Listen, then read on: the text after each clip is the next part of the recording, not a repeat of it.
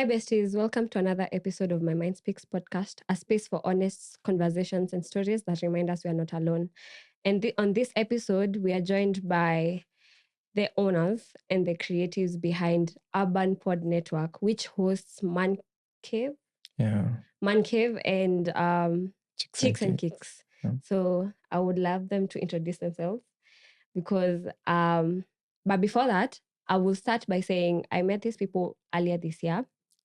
And our friendship has blossomed quite beautifully.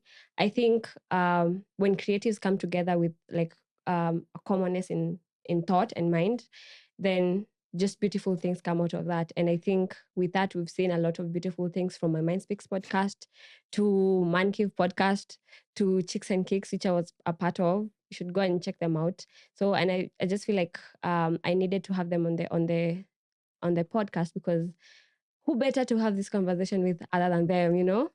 Yeah, and then I'll start with you, Poet. Dr. Poets here. Ama ukipenda like unaweza nita Ngaira. Yeah. Mm-hmm. Sasa, Hivyo tu. okay. All right. Mm-hmm. Me, I go by the name Gabby. Others call me Guns. Men are always Period. short. Yeah. We know where to belong. Oh, okay. We know where to belong. So, and then on the audience, tuko na Soulboy na Masindi. Both friends of the podcast and also part of Urban Pod Network. Yeah. And I will go around by asking, what is life teaching you right now? Ooh.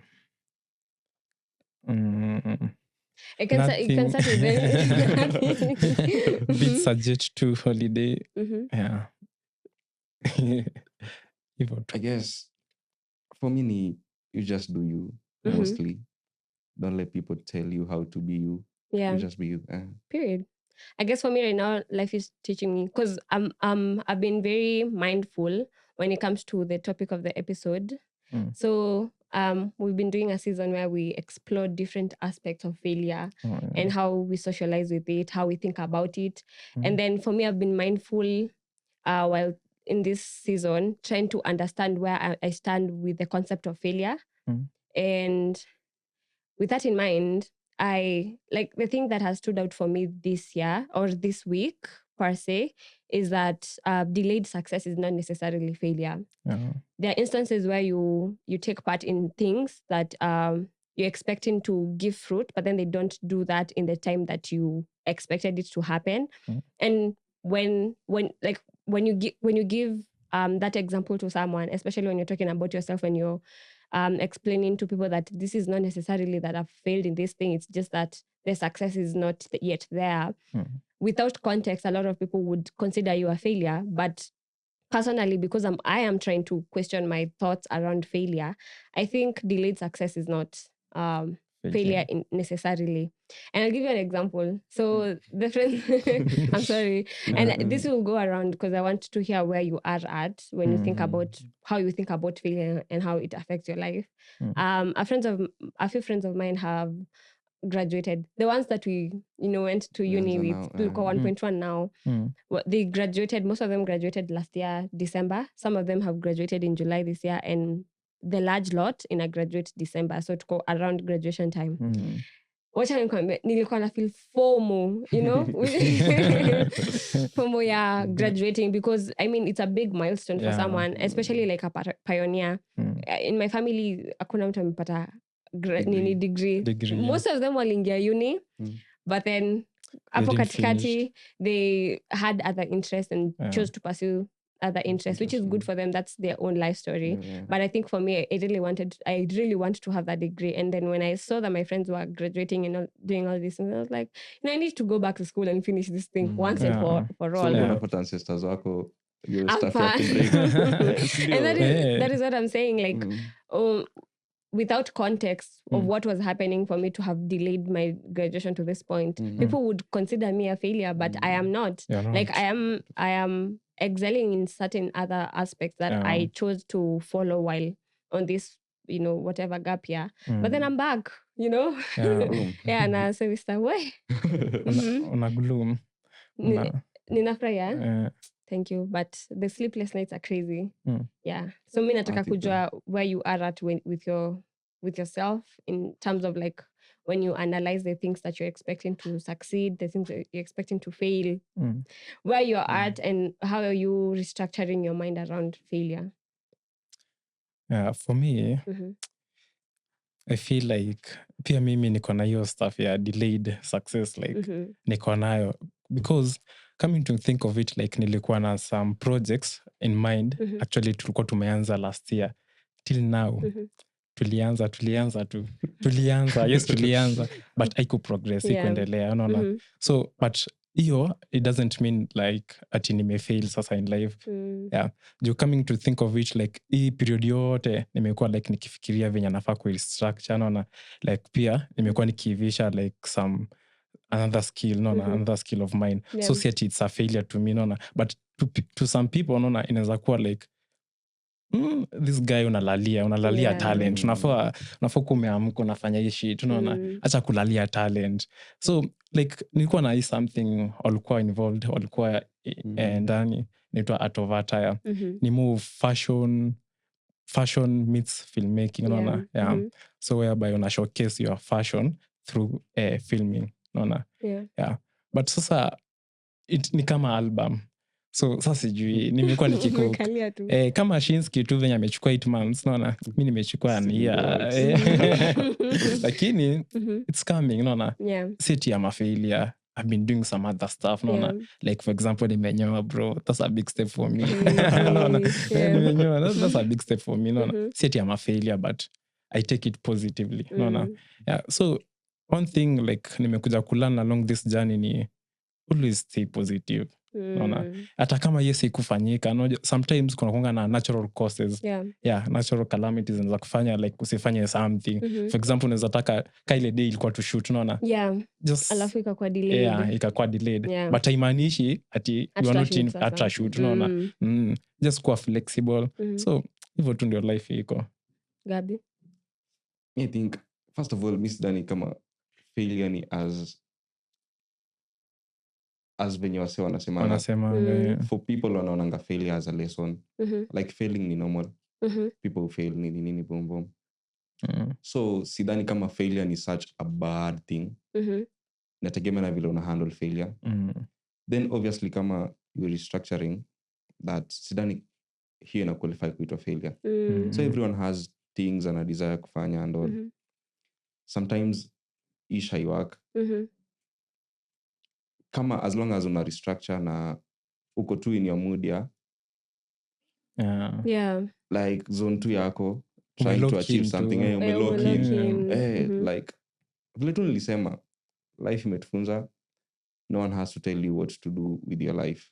So usikubali msea kuite failure, same as pia kwa our life experiences. Kama isha work for now, just pause it. Ukifeel burnout, pause it. Haitakuwa qualified as failure. So failure is though kuna areas zingine like failure ni failure tu, just take a nail. So ina depend na how you look at it. Tu. Kuna zingine take a nail. Alafu nimekuwa nikirealize, and beautiful what you've shared, but also at the same time we really do underestimate where society has placed failure. Like akunanga grace ya mtu kufail. It's like inakwanga such, and I think because we've lived in such a world where everything is so defined, you know, like we see the world so black and white. There's no gray area.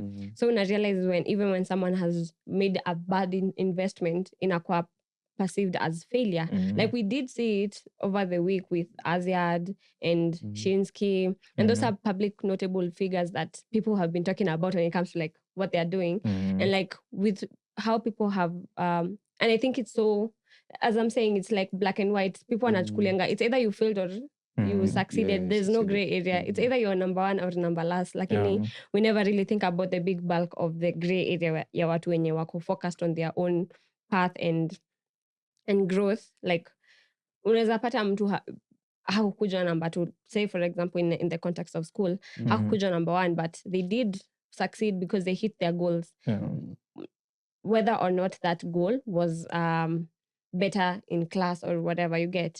So and I want to hear your thoughts about how you feel like society has placed failure in terms of like young people, because sisi wote tuko hapa young, we're building, tuko saindo tunalock in, tunajaribu kujua what really works, what is that thing that you want to put your effort in, you get.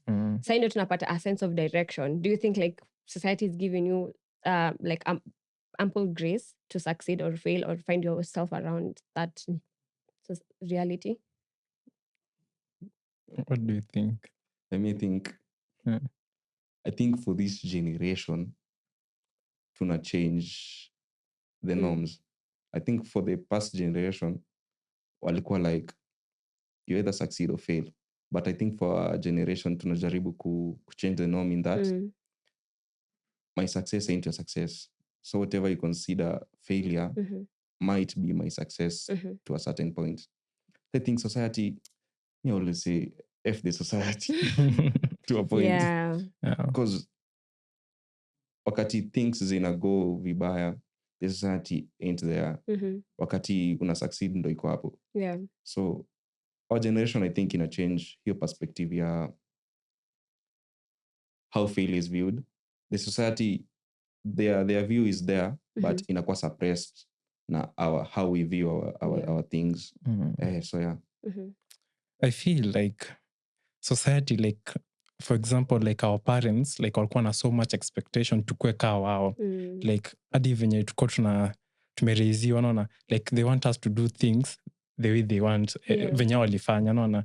For example, unasikia mzazi alikuwa anakuambia, si tulienda shule na bila kiatu, tulipanda milima na mabonde. I'm like, yo, so should I live that life, naona? So wanaonanga like sisi, for example, sisi ma youth, naona, for example, seme mi as a boy ni mama kweka dredi, anaichukulia za fail, naona, nika nimefail in life, asha ni judge, naona. I actually like ni explore the part of me, the part of myself, kitu mi nataka, naona. Nataka nifanye things the way they want, naona, venye wanataka ikue. So kuna venye somehow sijui, nimekuwa nikisikia tu rumors pahali like wanasema sisi sana sana sisi majenzi, naona, like nika tumefail in life, hatujui kitu tunataka.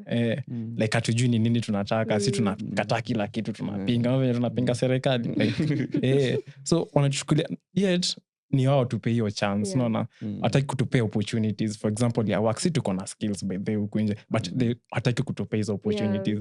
So wanatuona tu sisi kaa failures, because I think ni juu ya wanatuita watoto. Wanatuita watoto, naona. I don't know, but it'll change too. Over time. Over time it'll change. Yeah. I also feel like young creatives in Kenya are making such a big difference. Watu wana such a blaze their own paths, you get. Na majority of the time you're not as relatable with the older generation. Yeah. So jana tulikuwa times, right? Yeah, tulikuwa blankets and wine. Really nice event. Can't complain. I have complaints, but it was really nice for the most part. Wasichana Nairobi ni warembo. Wasichana ni warembo wallahi. Wasichana amazing. Any uko kulikuwa na different flavors. All aesthetics, which I loved, and I interacted with a few people here and there. So ulimingle hiyo 45 minutes? Mi nilimingle mapema because nilifika around midday. Like midday going to afternoons, because I didn't want to miss some performances. I get the hype was about Thames, but the fact that Toxic was going to perform, the fact that Zaituni hater. Yani kuna watu wanaenda mapema wale Toxic. Imagine. Okay. He did a good job. What? Who else? I wanted to go see Nubia. I wanted to see Zaituni, her first performance at Blankets. A lot of the artists wenye walikuwa hapo walikuwa menda their first performances, which and lovely, because most of them we started seeing them at Nakili, very curated events. I won't lie to you. I think because I'm so accustomed to going to small events where they're the intimate ones. I didn't think how big the crowd at Blanket was going to be. It was big. I didn't factor that. Big. I was shocked. Like, wachani nilifika tu hivi. Kwanza venye niliona hakuna reception, nikajua the amount of people wenye wako hapa ni wengi. And then I struggle a bit with social anxiety. Wachili jana, yo, I was tapping out every 2 seconds because like a lot of people like a lot of people are perceiving you. For the I think first hour or two I was alone before the people I was with wakafika. Wow, crazy. By the time to mingle 45 minutes, I was asking myself 45 minutes. Kufanya nini? Tukifanya. Yeah, I didn't like that. But anyway, that's just my personal experience. But where was I headed with this? The concept. Anyway, talk too much about I was talking about how young people are like creating their own paths. So for yesterday I was seeing a lot of people that I know, people, especially people you know from the internet. Some of them you know each other just by being mutuals, but you've never really had a relationship with them. And then now you're going to an event. It's annoying as hell because obviously you're going to meet people that you know, but you also don't want to be that person that hangs around a group that already walikuwa na stories zao already. Crazy. That was also part of the reason why I left, because I was like, what the fuck? It's like third wheeling, no? Na miss furahi watu wenye tulikuwa tumeambiana tunaenda na hawakwenda. Muliuza tickets zenyu. By the sorry I didn't call you. Nilifika, it was late, no. Tunafika alafu nasikia 45 minutes. Tena sijui natafutana na nani. You missed toxic performance. Intentionally ama Nah, it was not intentional. How was I'm a fan. You're a fan, yeah. No? Yeah. He's a good boy. And the audience hivyo tu. But kwa sawa sindio? Like nasikizanga songs zake but haziko kwa my playlist. Kama ziko ni one song tu. Sijasema he ain't talented. He is, but I'm not the audience. Oh yeah. Ni upcoming. I like it when Gabby's trying to be theatrical. See audience too. Yeah. Kama venye some of us are not see audience wa nani nyamari. Taste yako you know your type cannot be my type. But kuna ile standard type. Nani si standard type? Nani? Shinski ni a standard type. Ni standard type? Hapana. Unajua kwa nini? Because that nigga raps na that nigga sings. I have a playlist. That guy has good melody. And I get it. And I love it that you guys are able to experience his artistry to that level. But I also want to tell you guys, like sometimes when an artist is trying to like find their footing or like try something new, sometimes too high to appeal to a certain audience, and it's okay. And it's not because you're trying to like box the artist to your expectations. You just like, for example, the thing is, kama ningekuwa naketi hapa niki this Shinski, then that would have been a problem because I'm trying to force my expectations onto this artist. But then sometimes utapata tu artist mwenye unapenda alifanya wimbo na I don't know, ama piano, lakini you just didn't feel it and you leave it and leave it for people who are going to experience it, which is amazing, and such is life. Allowed. But then Sasame was just like yesterday, the thing that was really in my mind was like, as a young creative, how do you charter your own path in an industry that feels like it's already established? Like there's already like there's life in it. There's already life in it. It's already complicated. People's lives are like interconnected and everything. How do you charter your path into that industry, or do you then decide to be like the different one and then just go charter your own path away from it and expect and hope that people will love it and like connect to it? You get my what I'm talking about. And I wanted to know, like, have you ever gotten in such experiences where you feel like, oh, maybe we are doing the same thing but we're not on the same vibe. We're not on the same vibration, and it doesn't mean that your vibration is any better than mine or mine is any better than yours. We're just different and it's okay. Have you ever been in such situations? Yes. Mimi kwa filmmaking tu, like I'm a filmmaker, unaona. So nimekuwa nikitaka kuingia kwa hii industry ya filmmaking, unaona, to start making films hapa in Kenya. So as I was doing my homework naangalia, I'm looking at Butita naona kazi yake, I'm looking at Awinja naona kazi yake, I'm looking at Abel Mutua naona kazi yake, then I'm like, is it the shit I want to do? Unaona, ama nataka kuifanya aje? Just this a way mi nataka kuifanya but si style ya Butita. Kuna venye Butita anaifanya it's a comedy, it's a show, it's more of a show, unaona, but mi nataka kuleta film, nataka ikue just a different type of world.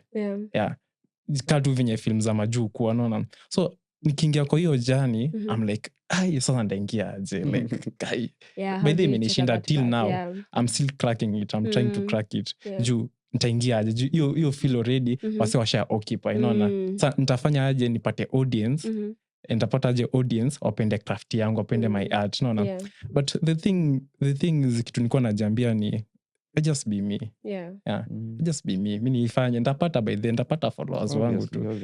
Organically. Utapata tu organic. Kuna watu wanapenda tu craft yako, like wanapenda tu ipod, unaona, like they just love watching it. So just be me. So kaa ni wewe, be you, unaona. Just be you. Just be you. Lafu, you is enough. Lafu keep consistency, unaona. Lafu endelea kupush. Kupush. The nigga was talking about consistency. Na sijaanza. You're locking bado sija lock in fully, but nimeanza ku lock in fully. Setting in, I was doing some 1-2, unaona, so I'm locking in fully. So like in future, in the near future, mtona like my short film kiasi itakuwa aired out, unaona. So just lock in, be you, na ujitume bro. Na kaujanja tu fulani, fanya hati yako ikuwe tamu. So I think maybe that's the only way msana zengia kwa hiyo industry. I don't know. Right. Na wewe? Me think yes, wase wanagopa ku try out new things because wana feel the creative space iko already filled. Like kuna vile iko. But I think especially for Kenya as a market, tuko so versatile na like atukwangi box na hii ndo tunataka. Hata ukiangalia music, like we listen to every type of music. Right. Tunasikiza mapiano, tunasikiza hip-hop, tunasikiza afro house, tunasikiza afro beats, like everything. Si tunaconsume everything, tunaconsume reggae, bana, dancehall, tunasikiza everything. So adi our Asian, Asian boys, men. Asian Kim Jong-un, hadi nini? The Mexicans na kina Bad Bunny, tunasikizanga hiyo everything, ndio. So na feel Kenyans, as long as una give value, they'll always consume it. No matter like value. I don't think so. Usiseme value. Kirudi hapo kwa Kenyan music, unaona, usiseme value. Usiseme value ile ya expensive ama a huge amount of value. As long as una give out value, there'll always be someone to consume it. Hata kama ni a few people, hata kama una give shit value, kuna msetu ata consume your shit value. I just feel like for the Kenyan market, the shit value ndo ina making the most commercial sense. Like I think Kenyans are such mediocre intakers of content. We consume such mediocre content so much. We are jokers from our we are consuming that from our own people. Like ni Kenyans ndo wanauza mediocrity. Na sisi tuna consume good value from outside. Sisi tuna consume mediocrity from our people. Anytime a creative is trying to give good value, mnamhold a standard ya the best value. Unaelewa? Because I mean hakuna standard ya shit value, like anyone can be shit. Shit is just shit, you know. But then when it comes to like value, like I'm gonna take you back to Yariasu. The album. Yes, the album. I think it's a good album. Me personally, for someone to have said 8 months, 8 months umebaki 1 month uzai, like a whole human being is going to come out of that. So like that's a lot of time for like creating. So and I would expect its value. I mean, nimesikiza, I would listen to it again. Some songs hapa na pale. I've listened to the whole album so far over 30 times. But then immediately it dropped. Twitter was crazy. And then that is what I'm saying. Twitter is such a toxic space. I'd never go for Kenyans. Kenyans just because toxic. Of Kenyans. No? Like I'd never go for any information. Like if I want any information, siwezi enda Twitter. Why? Right? Because utapata ukiangalia kama let's say unataka if you want to know how blankets ilienda jana, useme you want Twitter as a source.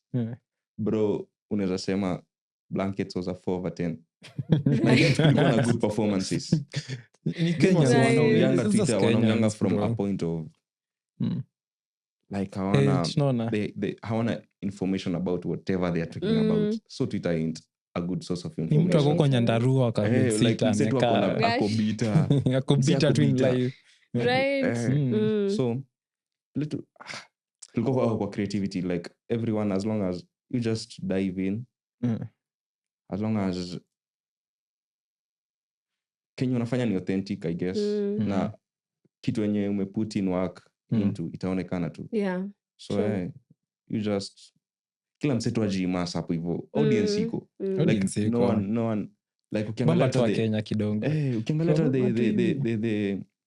the underground musicians, the underground filmmakers, ukiangalia wakiao to a point ni more impactful kushinda the standard ones. I think sahi tuko ile point ya Kenya sahi tushaanza kuembrace watu wetu. Unajua kitambo ndio watu kwa tuna acknowledge our people, tuna consume tu ya foreigners from outside. But sahi at least I think the Kenyan music industry venye iko tumeanza kuconsume, so wanaipenda. Like you are good bro, like tumekuwa good since 19 bro, tulikuwa tunatesa hii Africa na our music bro. Hiyo genge ya kitambo alafu ikenda, I think kulikuwa na a gap period yenye I don't know what happened, tukaanza tu consume tu ya outside tukasahau ya Kenya. I think from 2007 20 something so tukakuwa move tunasikiza naija, so I think but sahi tumeanza kurudi sahi at least tuna appreciate, tuna support our own. And I feel like just a thought, na feelingi for Western art, there's the US, the most marketable market. Juu iko na money, it's funded with a lot of money. And then for the East African market, we have Kenya. A very marketable market. Ni venye tu hapo kwa Kadu ndo hakuna. Because when you think about it, people blow up first in Kenya and then blow up in East Africa. Kenya is a source of like talent. I just wish if we could have more people who just had the courage to invest in the arts, because I feel like there's so many aspects of art that hazijafika bado hapo kwa the mainstream stage. Even when you were talking about the thing you were doing with fashion and art, I feel like a lot of young people wako so fashionably ama fashionistas, yes, enabled. Like there's so much that you will go on TikTok kwanza hao watu wa art girl, there's a way they just do it, it's just out of this world. You don't understand it. Kama venye wasielewi hizi vitu, the shiny clothes that babu nini anavalishanga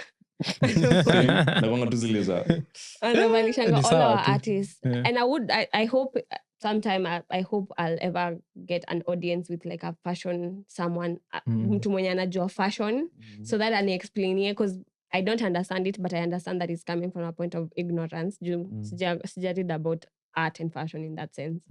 But when you think about it, if there was a lot more opportunities in the art space, even this unemployment gap haingekuwa as much. Haingekuwa as much. But on other news, we over the week a lot has been happening. Nowadays I'm just blocking things like kuna timingi. But the thing that has really warmed my heart this week was the story of that guy in Othaya, the small boy that was taking care of the father, and just how people showed up in that and just helping this guy and helping him out of his like predicament. And there's certain, I feel like when you talk about Kenyans, especially when you're getting frustrated with Kenyans, you get to a point where you feel like this is such a mediocre country, and like you feel like people aren't showing up as much as they should in matters everything. In fact, even in corporate, in every aspect of life, you always feel like Kenyans are always a step behind. But then every other time we see sprinkles of goodwill every other time. And I would want for you to understand where your mind is at when you see such moments happening, when you see like Sisi Kwa Sisi by Eric, when you see these things, when Oga Obinna brings people on the platform and then people just contribute money. When people hear about other people's experiences, and then people are like, oh, mtupe pay bill, mtupe number tutumeka kitu. What goes through your mind? What does it change your perspective of like the Kenyan person? I think hiyo ni kitu tu yetu. Like nasema Kenya sisi ni move what like unaona venye like ukienda kwa village like kila mtu like wizilala njana unaweza saidiwa na anyone. Hivyo tu ndio Kenyans tuko like hatuzitaka pia kuona mtu wetu anasafa naona like we move tunataka pia kugive pia as much as sisi ni wabaya ni watu wabaya but the Kenyans you are very bad people yeah but still bado tuko na hiyo karo fulani to give naona we want to give naona tunataka kuona huyu jamaa aache kuhangaika naona asikuje kusema nilitoka au kunisaidia naona acha tumsaidie atoke kwa hiyo njaa atoke kwa hiyo block naona acha tumsaidie kwanza hii stuff ya Eric anafanya it's a dope thing it is yeah but ni ile unajua kuna watu waliharibu tu like these politicians let me not go there yeah like ando waliharibu naona ando walifanya Kenya ikakaa tu sijui aje let me not go there but the thing is about giving that's something good about us Kenyans no it's a good thing last week hata ndo niliona hiyo story I was surprised like nimsee budake alikuwa ill and alikuwa na take care of the father wase wakamwa hiyo story ilikuwa niliona sijui ni when niliona last week but sikuwa najua imekuwa pia this week ikitrend I think it's just jana ndo wase maybe your story ilitoka before but jana wase wakamwa you know what tunaenda kwa msee ama shopping na manini kama rally watu walikuwa wamejaa huko but pia unajua pia naogopanga Kenyans can act unaona ile ya this girl uchile like na bwana tibwanaka anafukuza na mtoto kumbe that nigga is a paid actor bana hadi unachukia huyo mwanaume kwa zile za unafukuza unafukuzaje bibi yako bana unafukuzaje bibi yako na mtoto asubuhi amebeba mtoto alikuwa na mtoto mwingine na mwingine amemshikilia hivi kumbe the nigga is a paid actor alafu mazi sisi kwa sisi wanachanga then boom inaonekana ni scam so to an extent Wakenya ni wakora sana but Kenyans are nice people when they want to show up they show up just niliona story fulani I don't know me again mi naogopa Twitter these days na naogopa AI these days mi niliogopa kusearch about Shadika because sikuwa najua story yake niliogopa kuresearch on him because nilijaribu nikaona one video alikuwa anaongea some absurd things nikosiliza ama hii ni AI so mimi nikaogopa nikasema tu you know what acha tu ikae so someone tukisema tuchangie like nikaa history tu ya celeb backslide imwende vibaya tumchangie me honestly to an extent sipendangi hiyo tabia hiyo ni tabia mbaya Masindi anajua the only reason why inachukia Morara ni juu ya kuchangiwa do your sentiments also like extend to Hanifa? Same. The Hanifa one, the first one yenye alifanya, I think ilikuwa a good thing because alikuwa accountable. Alikuwa accountable. But sa hizi zingine niko zileza, Hanifa said that wase wanafaa wachangie Aziad because she's one of our own. I love Aziad. I do love Aziad. But you shit akwa. Nisidhani kana itaji help yetu. Like honestly itaji help. Itaji help because Aziad akona do. Ukiangalia hadi uko na mortgage ya 25M hadi brand ambassador ship zenye ako nazo ni most so shida si yako kwa sado maybe ni agencies maybe a bad I think investment bad deal ni ako na paid salaries ndio analipwa plus she's employed she's employed so mbona tumchangie so radio sikizi analipa watu I don't know vile tunasema mimi sikumbuki the last time is scary but I guess so, I've never listened to urban radio but bado inasell ni ile hapa Nairobi ndio radio kidogo but ukitoka outside Nairobi people do listen to radio like honestly people do listen yeah so you want to tell me like someone in Mumias is listening to Sound City nategemea sijumi urban radio is dead zile za kikabila ndo ziko sawa hizo ndo bado ziko so history ya kuchangiana yes Kenyans are generous but to an extent mina feeling kama the sisi kwa sisi yes we are all happy people wana benefit from that shit.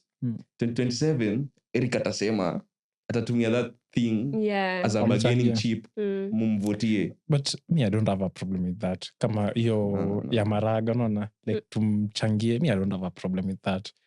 At least najua huyu jamaa nilimpea like nilimchangia do akakampeni naona, so I affect kuda kunibia tena rather than msema ametoa pesa zake hakuna kitu utafanya. Hapana, mimi naona hiyo ni kwa at least naona way of thinking. Unajua me I'm always sus on people wenye they have been in government. Kama vile msema anasema Maraga, there's no way will rise hadi chief justice without deals zao kuchini chini. So you obviously owe someone something. So mimi naogopa huyo msema akiwa in power. I also feel like for me, I'm not against people changating for someone to campaign. We can do fundraisers, but the thing is, I have a problem with it going to your personal account. Let it be like something a kitty, a public kitty, where we're endorsing one candidate with this kitty. So if tomorrow we find evidence that Maraga has been involved in corruption, then we take our money and give someone else. Ama turudishie pesa yetu. Nikaimi tuko na M-Pesa namba tutumie tu na Kenya.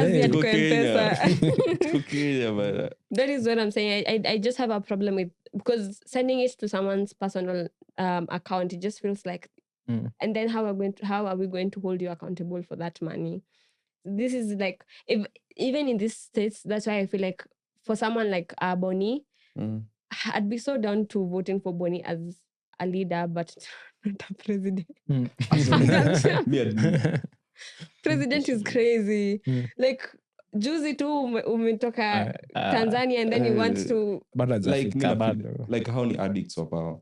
Yeah. Right, yeah. Because mimi ningekuwa Boni, nimeenda TZ, nimefanywa whatever was done to me, you'd never see me again. Funny me thing just ni, go off grid. Yeah. Funny thing ni, these people kumbe wamekuwa kwa family ya politicians.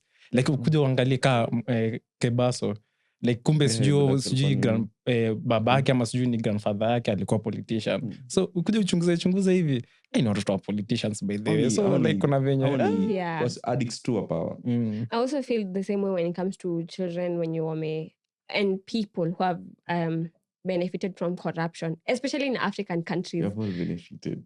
We haven't. Well, not in the us. same capacity. Because a lot of people who have generational wealth in Kenya, prove me wrong, but a lot of them have ties to politics. Walai. A lot of them. Utenda first generation, second, that generation, babage sijui alikuwa PA wa sijui wa PA wa Jomo Kenyatta. Like there's always a way they are related to politics.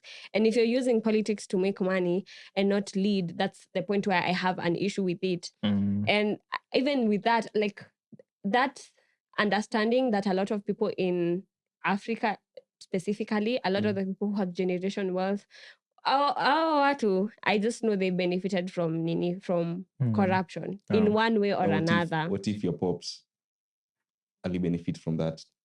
Well, haikunifikia juu alidedi before tuchukue name. I don't know. Itakuwa lucky you. Wanasemanga corruption ain't bad so long as I'm involved. Corruption is ni mbaya if I'm not involved. But mi sina shida na hizi corruption ndogo. The huge ones ndo zinauma. Sasa how will you tutakilaje corruption kanyote? Ukikula tuso 200,000 solo, mi sina shida.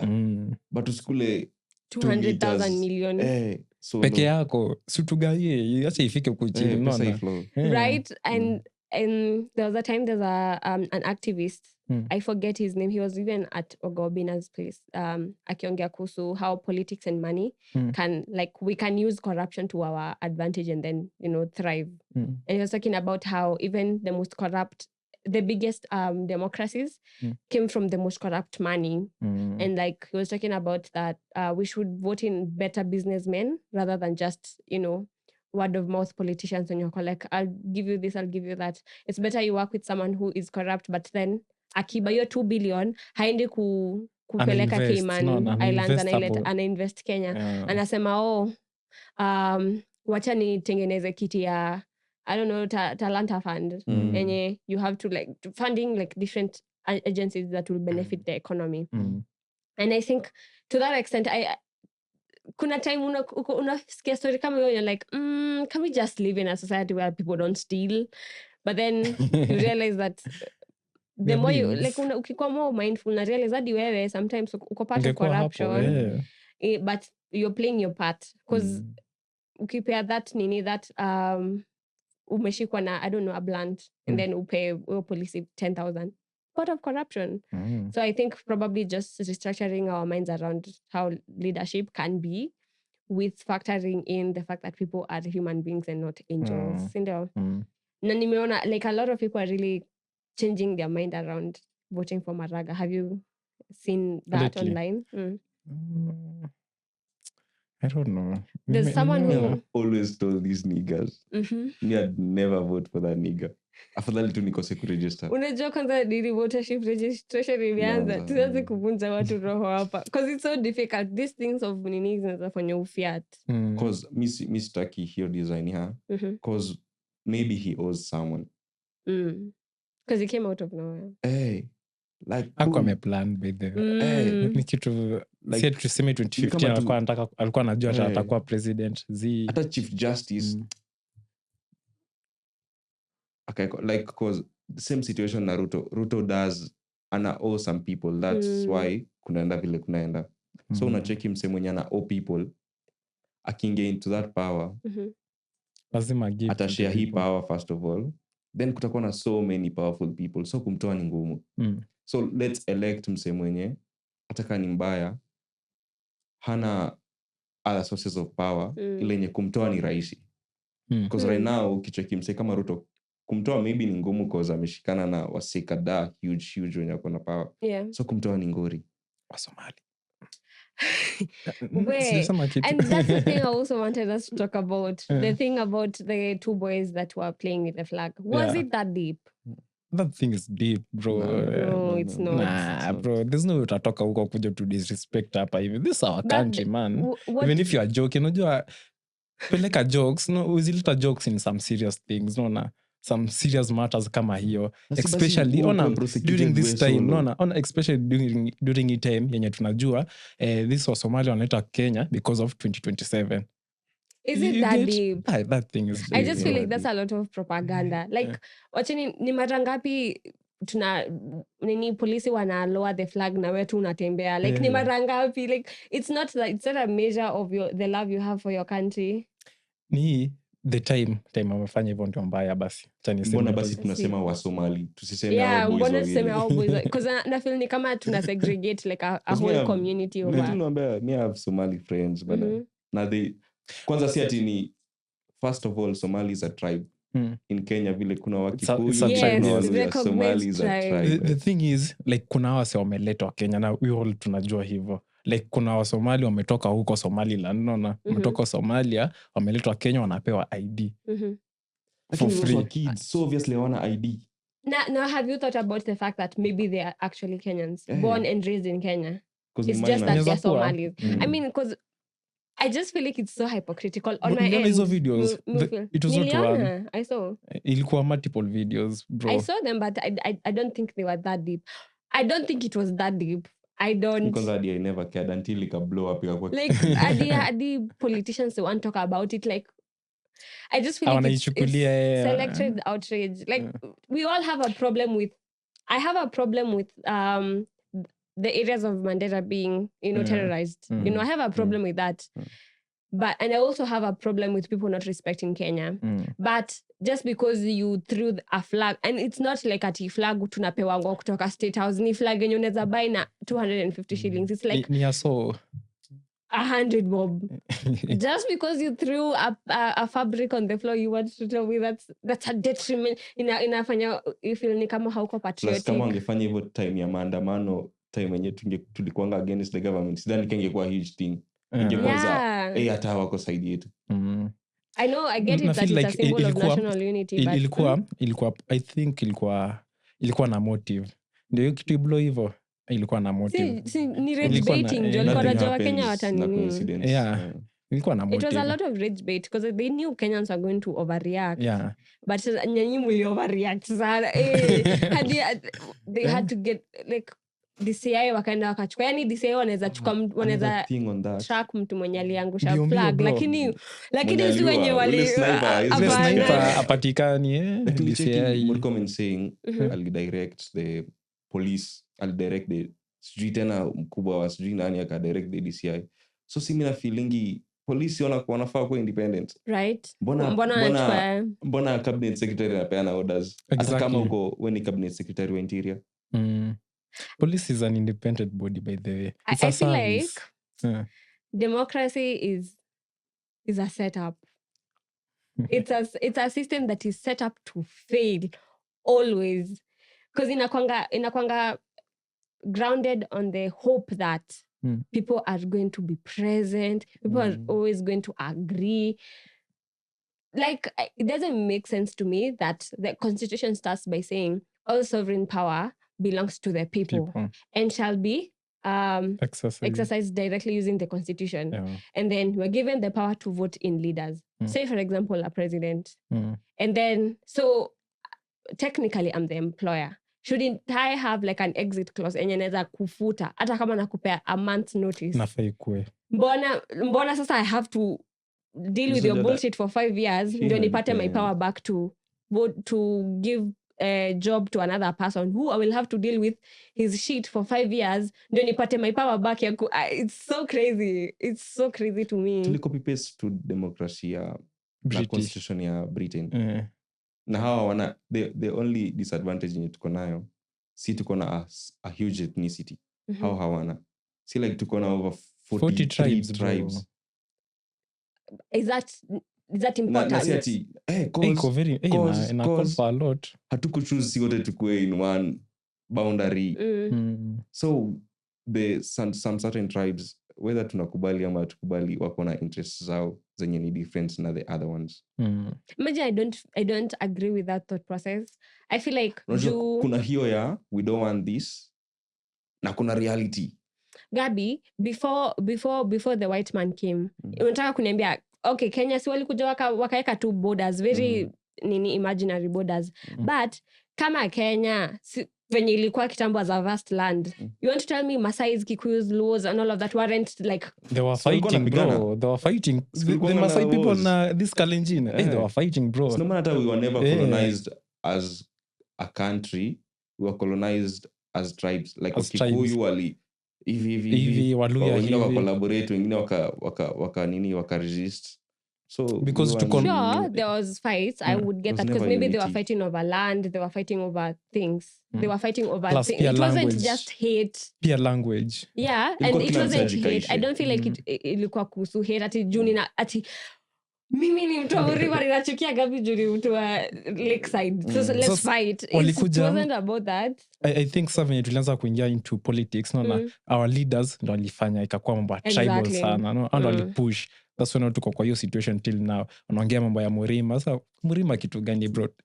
Ongelea Kenya as a whole. Just speak as a ongelea Kenya. Hiyo si ilitoka from mainly one tribe. Our fathers, our forefathers, bro. Tulikuwa colonized, people collaborated, people resisted. Mostly those who resisted na partly collaborated ndo wakapata power. So others walikuwa tu zile za okay, mnasema tuko pamoja, but over time tuna feel left out. And that's why Moi came in to represent the underrepresented groups. I mean, when you read about our politics, Moi was the worst president. Yeah, but when you read about politics, Moi was looking like the third person, because there was a lot of Luo and Kikuyu influence in politics. That guy was dangerous, bro. Yes, but I'm saying, and that's how he came in and then brought all this, and then they solidified what tribalism looks like. But even with that, this is where I always ask, like, at what point do you take back your individuality? Like, all of us tuko hapa, hata hatujui sisi ni tribe gani, but we are here, we are recording a podcast. That's why, it's not that deep. That's why hawapendi majenzi. Oh, yeah. Hawapendi majenzi because of this. Wanatuogopa because of that. Let me tell you the highlight of my week. Ni the video I saw in the morning ya politician akijaribu kuongea kwa hiyo kwenye walikuwa wameenda Othaya. And then wakwambia Apana. People were just shouting, no. Yeah. Ati abana tumeleta pesa. Ulikuwa Ulikuwa wapi? wapi? That's the question they were asking, and I loved it. I really loved it. And you know what? Sometimes such videos inanifanyanga ni feel maybe there's change going that's coming. somewhere, yeah. There's change that's Obviously, this happening. change. But it's not going to happen instantly. In nilikuwa fact, nasema it's happening. Itakuja saa hii, itakuja 2027, but it will happen. It will happen. Nenda kutake a period of time. Just I a think the small. problem na hiyo ni everyone has a prize. So those niggas up there wanna feel everyone has a prize. But So don't we all? we all do, Yeah. but again, the problem yenye nakwanga nayo na hii Gen Z Narrative. revolution, We question. tunakwanga zile za we are all together. And we question too Like, much. bro, tuko tu serious. Kuna wase wengine wayuko na sisi. That's why na feeling zile za msee mmoja akiswitch to the other side anatukana nini boom boom boom boom na kwa sasa the movement itakuwa aje, like bro msee mmoja akileft ameleft, si tuendelee. Yeah. I think also Everyone has a prize. a lot of Kenyans aren't independent thinkers. Tunakuanga na such a crowd mentality. Yeah. Inakuanga hata unaweza pata watu watakuwa interested na hiyo kijana, but juu watu walisema tuende form. Niyo ni shida wa Kenya. Tutokee. Ni shida wa Kenya. Watu walikuwa wameenda form. And also we're also a very hypocritical nation. Very. We are. We preach that we need change. We know that we need change, but we don't do anything actively towards it. We do absolutely nothing. Nothing towards changing ourselves, changing our mentality. You try and talk. Bruh, I changed my content online on TikTok from just ghost postings, dance challenges, whatever, to think pieces. Wow. Especially when you talk about the issue of tribalism, when you talk about nepotism, when you talk about these really big issues, you start seeing where the problem is. Na wasi wanaongeanga sana. Those people when you want information about the dangers of nepotism, right? The dangers of tribalism. Ama how they experience firsthand. Mimi hadi naona nikileft Twitter sasa. Twitter iliacha kuwa au si left Twitter iko sawa. Iliacha kuwa the hilarious app, iliacha kuwa the it's so toxic. Very very toxic. Wa Kenya tu. Yaani wa Kenya walifika huko. Si walifanya unye akatoka. Mtu alitoka Twitter. We are toxic people. We are a toxic people. But that's our nature. No, we should just embrace it. But shida ni toxicity ikiwa place moja. Like bro, unaweza ingia tu Twitter saizi over 10 tweets. Unaweza unakasirika so nicely. Because I see a lot of people. Wasichana kwanza wenye wanaposting themselves on Twitter. Hats off to you ladies. Like hats off. Unaweza post something so innocent. 10-15 minutes later. Wewe ndio sasa ndio unapata slow cook. Unakuwa roasted.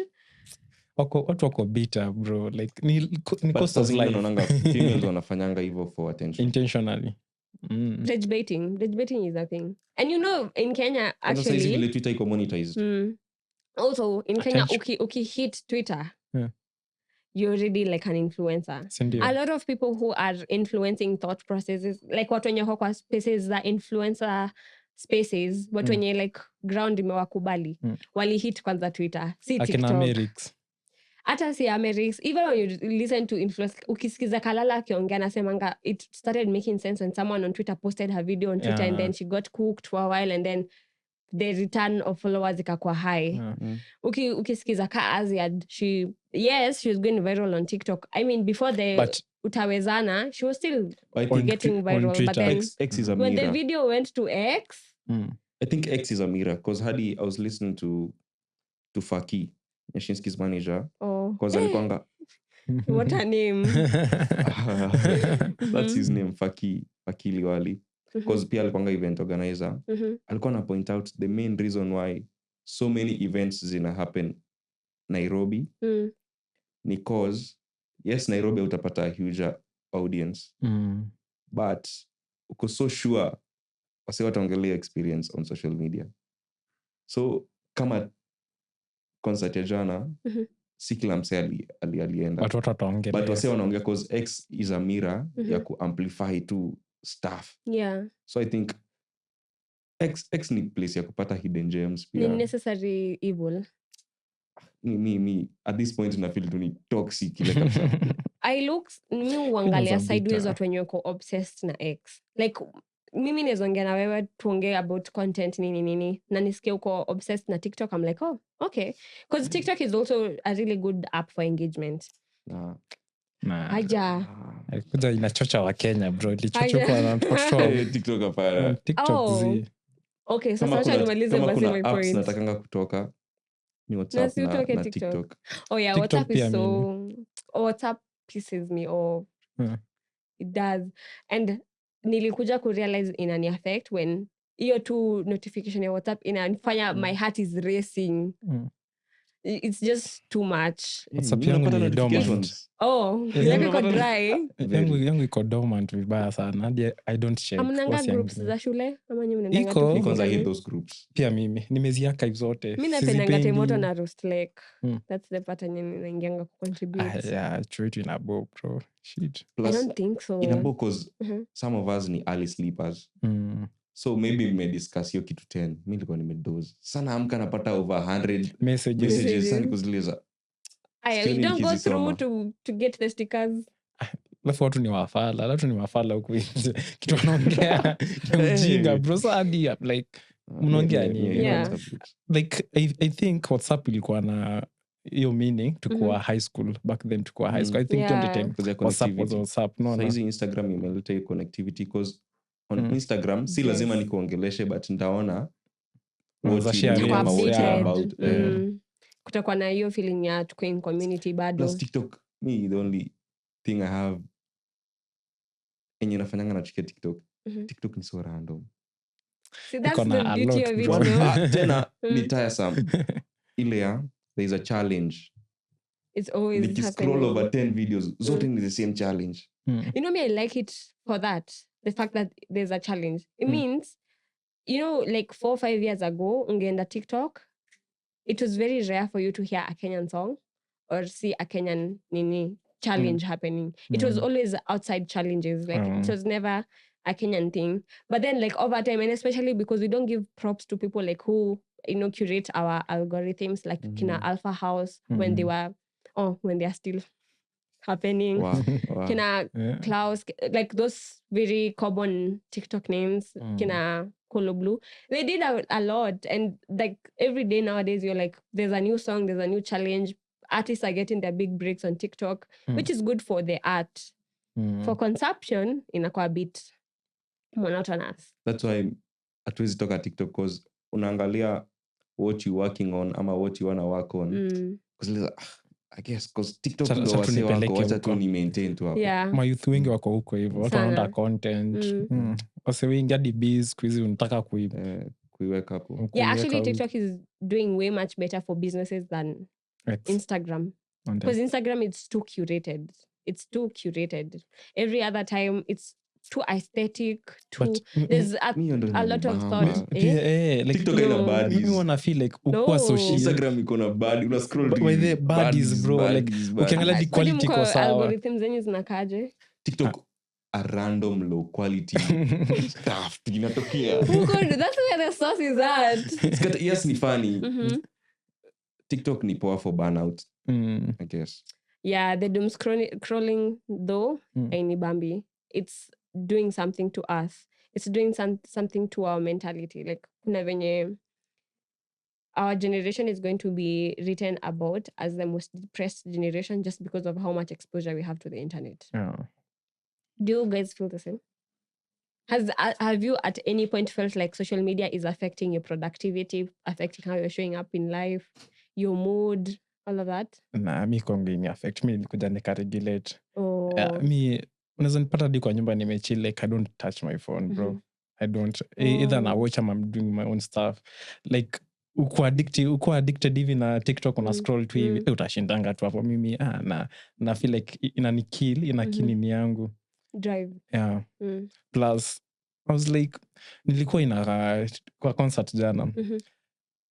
Teams amekam yani ojibambi kila mtu just recording. See how social media imetufanya kila mtu ana record like so have that fun kuwa na hiyo moment enjoy by the hiyo acha kurecord una kitu ya nini enjoy kwanza okay acha ibaki hapa because ukijaribu kukumbuka events you can't uko tu by then nili happen nataka kuangalia because hauna hiyo memory kwa mind because you never experienced. Kuna venye imekill like our mode of like atujibambi tena no venye watoto wanachezanga like walikuwa nenda wanacheza nje mtoto amekaa amechafuka sasa mtoto anashinda kwa tablet anacheza tu games ama kwa na scroll TikTok sasa unaona watoto wadogo wa 8 years 5 anafanya TikTok challenge uko bro that age unafaa kuwa unaenda nje unacheza bro like una connect more. I also feel like millennial parents are not allowing kids to be kids. Unaanza kufanya ushakuwa influencer at 2. Imagine hiyo kitu mimi nishangaza to an extent ni advantage because huyo msee anakuania pesa. Hapana, ni advantage, yes, I see it, but also at the same time at 2 like as a whole baby is a fashion influencer at a category at Pulse Awards. Please let's allow kids to just be kids. We don't need all that. How wish you ever started being on social media before? Hapana, it content. Kitambo yes. Like una feel if I began early after high school ni peer pressure bro. Like mina acha mtoto mwenyewe like akuje ajue na social media mwenyewe ajue akifanya hivi mwantu sio ni unamintroduce at an early age. Yeah, just allow her to experience it for herself. Kama ana show interest. Okay. Maybe sasa hapo ama unapata mtoto anafanywa birthday, mtoto wa 5 years anafanywa birthday na kaya mtu mkubwa bro. Na watu wanakuja na gifts za pombe. I'm like these are kids birthday, no, inafaa ikuwe na hizo two cones amechorwa sijui manini una get venye birthday ya mtoto inafaa kuwa ifai kuwa ati ya mtoto nika ya big people like ya adults unaona ati wameorganize imekuwa kuna hadi red carpet sijui sasa inasumbua watu. Hapana yeah, tunaweza sema pia ni hiyo but also pia watu wanataka I guess ni hiyo part ya watu wanataka watoto wapate their big breaks mapema but pia exposure ya nini. I think a lot of people haven't seen the documentaries Disney kids kitambo. So nakumbuka there's a time Disney was really doing its thing. A lot of people haven't seen the documentaries of how life changed for these kids. When you are so popular when you're young and then you're growing up, you have a lot of issues because you are already so perceived as a child. Even when you listen to even some Kenyan artists when they were young that got their big breaks when they were young, like Camp Mula. Ukisikiza mtu kama Karun when speaking about it, she's like, well, I was 15 and being sexualized by grown men. So I don't think a lot of people really think about it.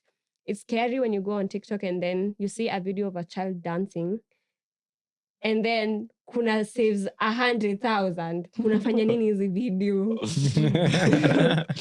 Why are you saving a child? Alafu Kenyans. Your comment ya ati committee ni how many years? It just 30 those things ruins me. Kenyans Ni feel very weirded out. I think social media is such a toxic space but pia ni such an amazing space too. Nategemea na which side of social media you're on. Yeah, and how you regulate your, you know. Yeah, so I think we are about to end the episode. This was such a fun episode. I knew it was going to be fun. I knew it. And as we wrap it up, I want us to, I don't know, say something that you wish someone had told you when you were, before you started, like, you know, understanding yourself and where your interests are. Talk to that person you are when you finished high school, when you finished class 8, whatever. That one thing that you wished people would have told you. Kai. You're deep all of a sudden. Sorry. I think kitu like I wish ningeambiwa before ni I don't know, like when ni mnoma just keep doing what you're doing. Ningeambiwa tu hivyo, just continue doing what you're doing, like nikuwa na encouragewa hivyo. Just continue doing what you're doing because for me unajua like nimekuwa raised in a place where like they just believe in education by the like education is the key, so soma vitabu hadi nikakuja nikachukia vitabu bro, like I hate that thing bro. So ningeambiwa do what you are doing, unaona, pursue hiyo ndo nataka hiyo hapo ndo nataka kwenda hiyo direction, go ahead my son, go ahead. Ningeambiwa hivyo. I think hivyo. I think mostly ni kukuwa to self-aware. Because I feel like, yes, before, me used to be, I used to be self-aware, but sometimes najishuku. Like, is this normal? And all, boom, boom. So, at least, side tuko self-aware and all. Never. Don't listen to people when you're nakwambia this is how you're supposed to live. You just do you always. No one told me man's relationships ni hard. Ni hard? Very. It's gonna consume a lot of energy. Like which type of relationships? Good question. Good question. Zote hadi friendships zina but kula a lot of energy. Yeah, Hadi it gives you a sense the of effort ya responsibility. ku end up hapo. So me think mimi ningeambiwa hivyo I'd be somewhere right now. Yeah. Well, I feel like for me, I would tell myself when I was younger, like, there's no rush. Everything falls into place when the time is right. I feel like there's so many nights that I spent overthinking about what life would unfold like for me. There are moments where I didn't take up opportunities because I felt I wasn't ready enough for the opportunities. There are moments where I felt like, oh, well, maybe I'm not on the same path. I'm not on the right path. Probably there are also moments where I felt like, fuck, this is too much. I need to just give up. But then I think right now what I'm just teaching myself is to understand that everything happens right on its own time.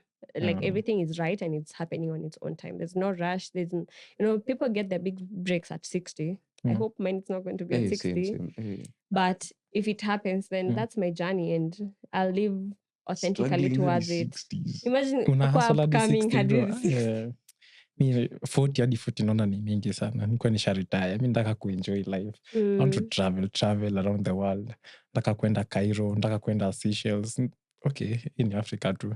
Nataka kwenda But some beautiful places. Yeah. beautiful places. Niende China. You see?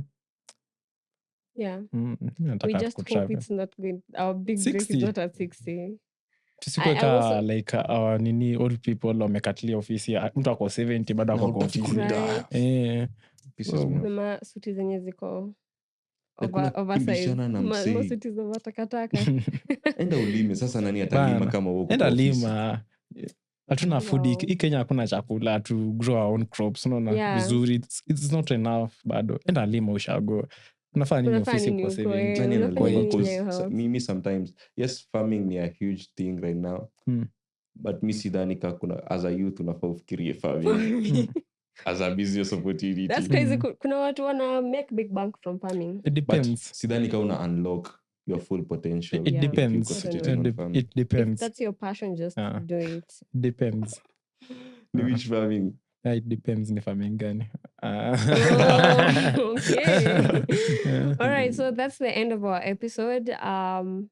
Please follow Urban Pod Network on Spotify and YouTube and also their social media at Urban Pod Network. I'd love for you guys to watch the episodes, comment huko. Yeah, let's grow together and also follow their personal accounts. What's your personal account? At Dr. Poits, dr.poits.